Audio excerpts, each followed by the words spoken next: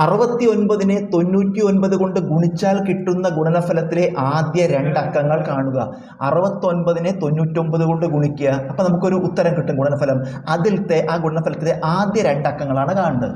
നമുക്ക് 69 × 99 ആണ് ഗുണിക്കുക എന്ന് പറഞ്ഞാൽ. അപ്പോൾ നമുക്ക് 69 എന്ന് എഴുതിയിട്ട് ഇൻറ്റു 99നെ നമുക്ക് എങ്ങനെ എഴുതാം? 100 കുറയ്ക്കണം 1 എന്ന് എഴുതാം. അപ്പോൾ 69 അതുപോലെ ഇട്ടു, ഗുണിക്കുക 99 വരും 100 - 1. ഇതെങ്ങനെ ഗുണിക്കുക? 69 കൊണ്ട് 100നെയും ഗുണിക്കണം, 69 കൊണ്ട് 1നെയും ഗുണിക്കണം, എന്നിട്ട് കുറയ്ക്കണം. 69 × 100 6900. 69 × -1 -69, അതായത് -69.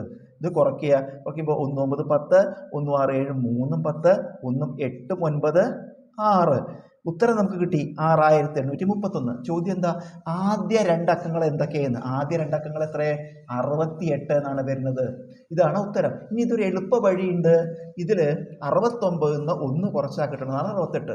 അപ്പം നമുക്ക് ഇത് എപ്പോഴേ ഉപയോഗിക്കാൻ പാടുള്ളൂ?